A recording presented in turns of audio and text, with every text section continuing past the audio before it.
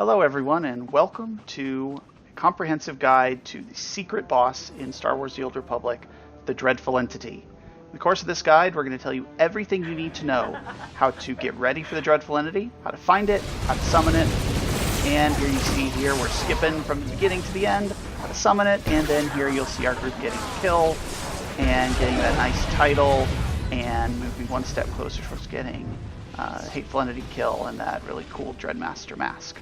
So, let's get started. Okay, so the whole process to find and summon and survive the Dreadful Entity starts with Dreadtooth. You can find Dreadtooth in the Section X daily area on Belsavis. He's kind of in the central, kind of western edge of the main map area, and he walks in a gigantic circle. And as long as you're within 65 meters of him, he will keep on walking. So we're going to need to kill him, and you can actually do this in a variety of ways because there's two items you're going to need from him. So first thing you're going to need to collect from him is a variety of items called Dreadful Essences.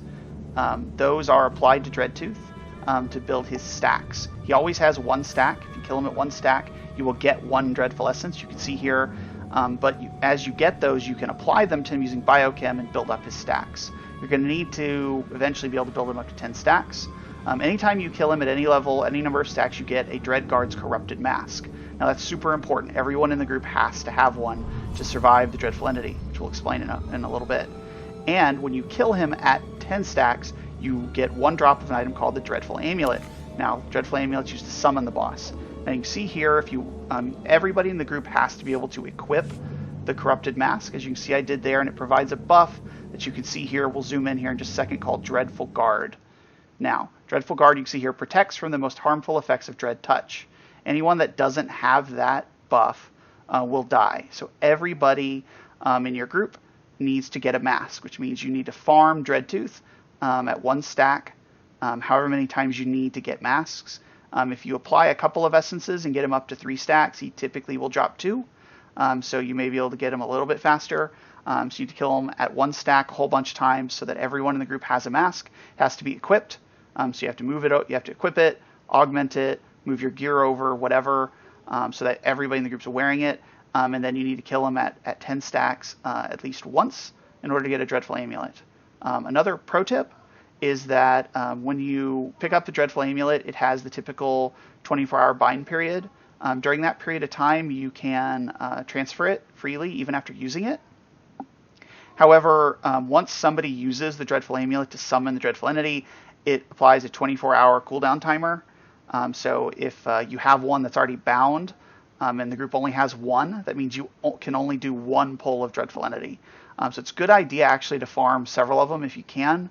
And if you can't do that, then I highly suggest at the beginning of your run, begin your run with a kill of 10 stack Dreadtooth so that you get that amulet without it being bound to an individual. That way one person in the group can use it, and if you do have a wipe, you can then just trade it to somebody else and go back in, and you can kind of do that as often as you want until that bind timer ends, and then it's bound.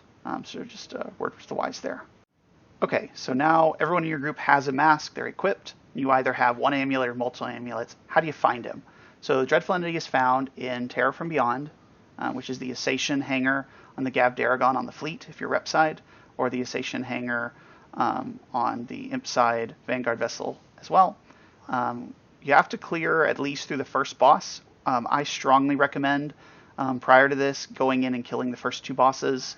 That way you have a lockout. That way you can, as you can see here from the screen, you can load in automatically and just take the speeder, and you enjoy the nice scenic view through about half of Assation. And it's actually going to drop you off just past where the boss spawns. It'll drop you off right before you would drop down to kill the Dread Guards, even though if you're doing it the way we suggest, you've actually already beaten them. But it doesn't actually drop you down. So you just turn back around and come back to where it's going to be. So we'll see here in just a second.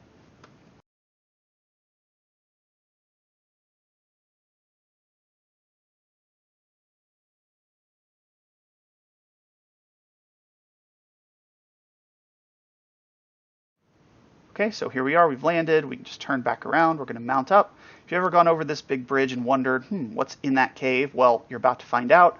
It's the Dreadful Entity. So that's where we're going to go.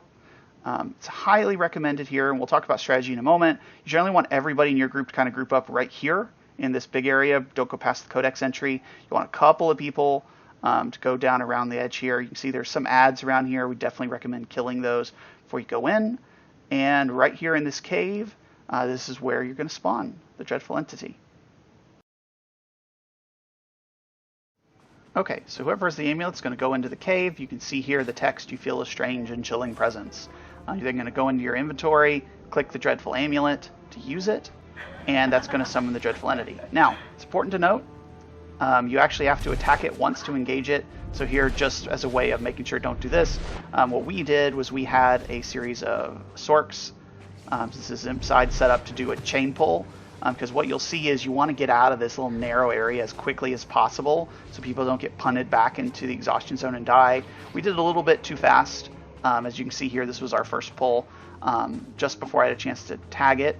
So don't do that, but what we're going to do is you can see we're going to walk up here, tag it, and then we're actually going to engage the fight. Now, because of its mechanics, which we'll explain here in just a moment, there's a bunch of knockbacks. You see here, one person there gets punted way back into the exhaustion zone.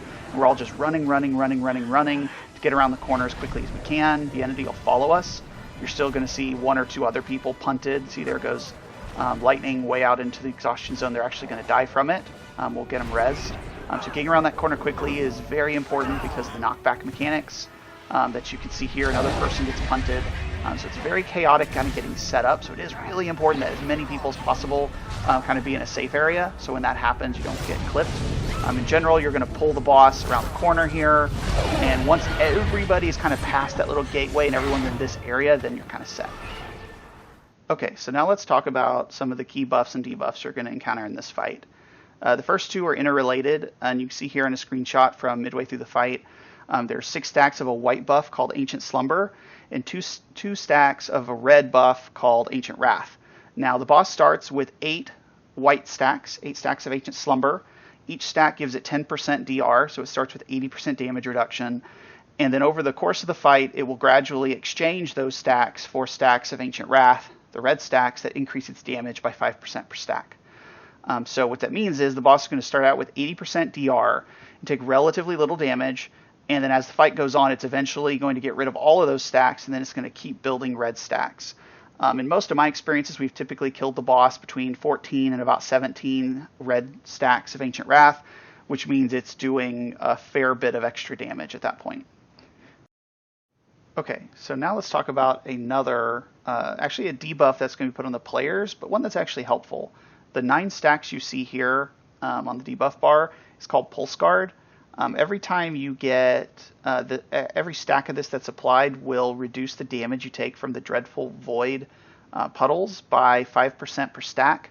What this means is early on in the fight, you got to be really careful to not stand in a lightning puddle. As the fight goes on, you'll have a little more capability to inadvertently clip those. That being said, you still want to avoid those at all costs. Okay, so these are the Dreadful Voids. They are probably the biggest mechanic for the whole fight. The Dreadful Entity is going to drop these every few seconds on top of the target that's tanking them. So what this means is a lot of the fight's going to be just kiting the boss around. As soon as he drops these Dreadful Voids, these lightning puddles, you need to move the boss, and then move the boss, and move the boss.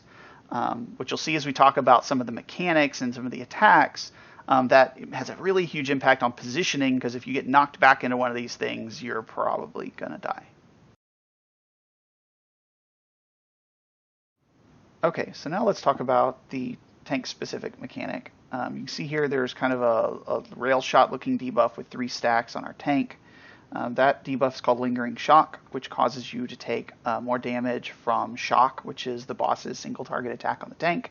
And we usually recommend swapping around 5 or 6 stacks.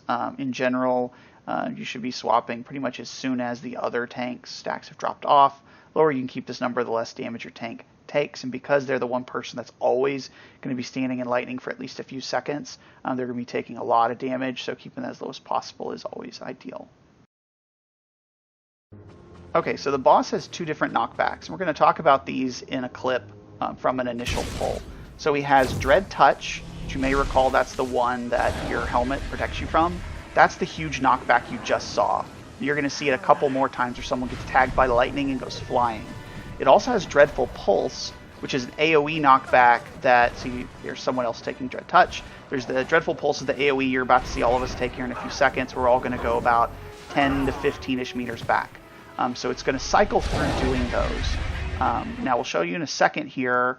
Here's a picture of Turtle Spy, one of our players. This debuff, not the white one, but the little character icon there, that's a debuff you get when you get hit by Dread Touch that makes you immune to it for a period of time, which basically means once you get the massive knockback, it's not going to clip you again for a while. Okay, so we've covered all the mechanics. Let's talk the basics of strategy. So again, you have a few people go around the corner, grab the boss, get back here as quickly as possible. Once you get him set, the tanks are going to always want their back up against a wall. They're going to kite him around the room. Every time he drops a lightning puddle, you move him as quickly as possible. The other thing is all about positioning. Your DPS, healers, everybody needs to always be positioned so that they are on the opposite side of the Dreadful Entity from all the lightning puddles. That way, if you get knocked back, you don't get knocked back into one, because if that happens, you probably will die. So you'll see here, there's lots of strategies to how quickly you pull them, where you pull them. You can take them up the steps. I usually don't recommend doing that because you can get kind of cramped. You'll see here, we'll take them along the wall, then we'll jog them over in front of the steps. But that's really kind of it. You're going to get knocked back. That's okay. You just got to make sure you're always watching your position so you don't get knocked back into the lightning. Otherwise, as long as you're moving the boss quickly and the tanks really know what to do, it really is a fairly straightforward fight. The more you can be grouped up for AoE heals and start getting damage, the better. But again, it really all comes back to don't stand in lightning, don't get knocked back into lightning, and really that's, I mean, it's a challenging fight, but that really is the majority of the mechanics here.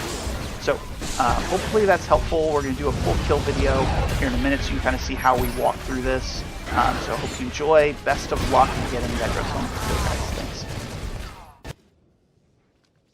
Okay, so this is our full kill video. I'm going to add a few comments along the way. You can see here where I've positioned myself with my back up against this corner so I can show you what's going on without being knocked back to my death. So we pull the Dreadful Entity. Our Sorks start their little chain pull to get everyone back here as quickly as possible. It's a good spot to use your teleport for all our Sorks to get back here safely. And so here we do a nice job. Everyone's running around. We get hit with the AoE knockback. That's okay. And we make it through here. No one's dead, so we're all kind of set. And here we go. Now we're just going to unload and just start nuking the boss. The tanks know what to do. Now we're all set.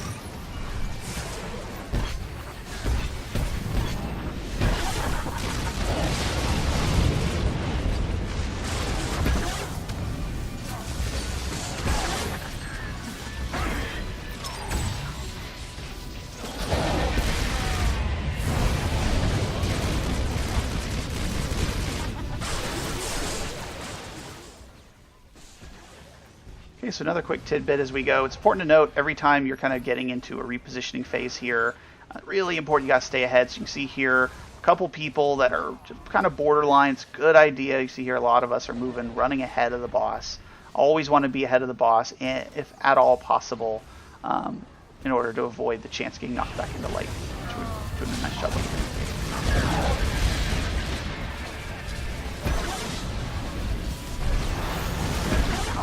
So just something to note here, you can see here, we inadvertently pulled the Dreadful Entity a little too far, so there's a lightning puddle in the path that we're actually going to be pulling him. That's okay, as long as you only do it once in an area. So what we're going to do here is whenever a tank pulls the Dreadful Entity to just outside that lightning puddle, the other tank should go stand on the opposite side of it. That way, whenever there's a lightning puddle drop, they can taunt the boss, who will then go through the puddle. Then the other tank and the melee DPS can then run around it. You really don't want to run through it. If at all possible.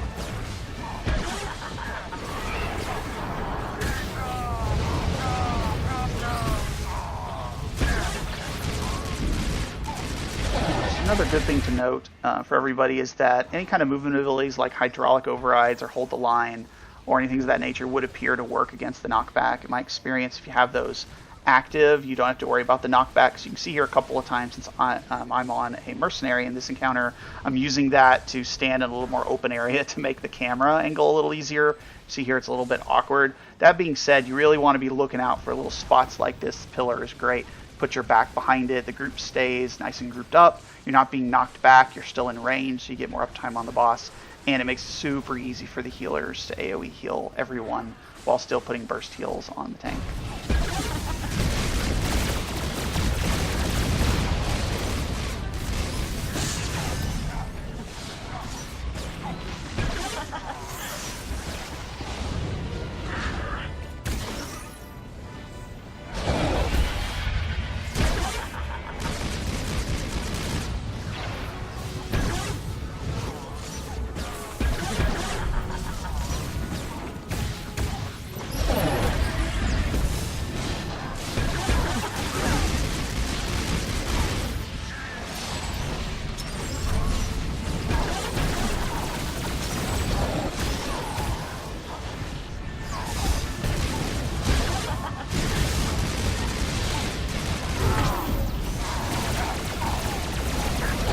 Okay, so you can see here we're just about through the entrance area. Now, if you're paying attention from where we first pulled him, we started tanking him right by the codex entry, which means the area directly behind us and from this perspective is actually safe.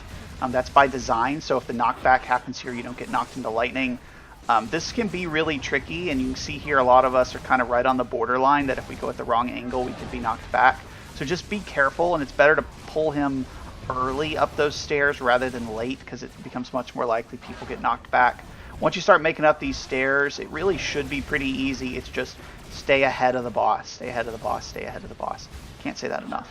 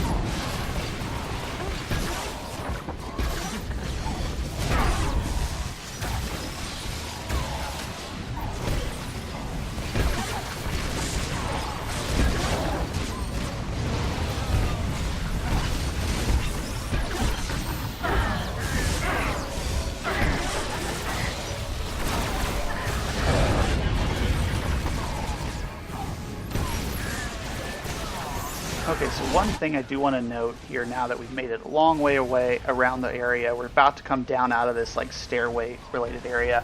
This little rock there you can see to your left there can be a little tricky. So if you're the tanks, be really careful about that and try to tank around it very carefully. It can be really easy if you lose track of that to start to side strafe out of lightning and then run into that and be stuck and then die to lightning. So just be aware of that. Okay, so we're just about to get the kill here. A couple things I do want to mention. Outside of the fact that he continues to build stacks of Ancient Wrath and so does more and more and more damage, which is kind of the soft enrage, it's almost impossible to run out of room. We're going to kill him here just before we exit the steps here, but you can take him along the edge of the wall, through the tunnel with all the adds. You can take him through that tunnel. That tunnel's a real pain because there's lots of areas you can get stuck on, so movement's a real pain with the knockback and the lightning. You can even take him out into the big wide open area with all those vortexes that you go through after killing the Writhing Horror, and you can even take him all the way through there into that enclosed area where you drop down from the Writhing Horror. And in theory, in general, you probably would wipe prior to that point because of all the damage that you're taking. As you can see here, he's got 14 stacks. So when he does his AoE attack, we are taking a decent bit of damage. Tanks are taking a fair bit of damage, so it's unlikely, in most cases, if you don't kill him by about 18, 19, 20 stacks, I'm probably not going to because of the outgoing damage, but you can take him a fair bit further. Also important to note, the Dreadful Entity does despawn relatively quickly after you kill him, so if you're going to get any celebratory screenshots of this rather neat looking boss, make sure you do it quickly. Okay guys, thanks for sticking with me. I know it's a rather long video. Hope this was enjoyable, interesting. There's not a whole lot of great resources out here for this fight, so hope this is helpful to you. It's a neat fight, at least in 5.0 when this was filmed. Wasn't super challenging as long as everyone knows how to follow the movement. Again, the tanks need to know how to do their thing, to do their swap, and to kite the boss, and then everyone else just needs to know where to stand and how to stay ahead of the boss. And relatively straightforward fight, especially if you got a lot of ranged. So hope this was helpful again. Thank you for watching. Thank you for listening. Best of luck, and go get that Dreadful Entity.